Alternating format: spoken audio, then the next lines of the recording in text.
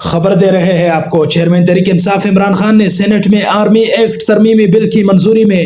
ملوث پی ٹی آئی سینیٹرز کے خلاف تحقیقات کی منظوری دے دی ہے۔ ذرائع کے مطابق چیئرمین تحریک انصاف عمران خان نے کور کمیٹی اجلاس کے دوران ایوان بالا سے آرمی ایکٹ بل کی منظوری میں ملوث اپنے سینیٹرز کے کردار کا جائزہ لیا اور تحقیقات کرنے کا فیصلہ کیا ہے۔ سماجی رابطوں کی ویب سائٹ ٹویٹر پر پی ٹی آئی کے آفیشیل پیج سے جاری کردہ بیان میں بھی یہ تصدیق کی گئی ہے کہ بل کی منظوری میں پی ٹی آئی سینیٹرز کا کردار کا مکمل جائزہ لیا جائے گا اور سینیٹر شبلی فراز پر مشتمل ایک رکنی کمیشن معاملے کی جامع تحقیقات کرے گا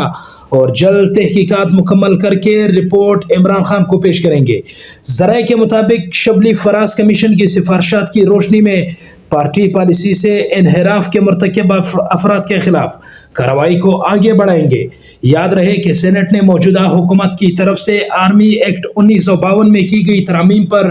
مبنی بل کو متفقہ طور پر سینٹ سے منظور کیا ہے۔ بل کے مطابق کوئی شخص سرکاری حیثیت میں حاصل کی گئی ایسی معلومات جو ملکی مفاد اور سلامتی کے لیے نقصان دہ ثابت ہو سکتی ہو، ایسی معلومات کو ظاہر کرنے پر 5 سال قید بمشقت کی سزا تجویز کی گئی ہے۔ حالانکہ ایوان کے معمول کی کارروائی کے برخلاف منظوری سے قبل اس بل کو سینٹ کی متعلقہ کمیٹی میں غور خوض کے لیے نہیں بھیجا گیا، لیکن جب اس بل کو منظوری کے لیے ایوان کے سامنے پیش کیا گیا تو تحریک انصاف کے سینیٹرز کے ساتھ ساتھ کسی نے بھی اس بل کی مخالفت نہیں کی۔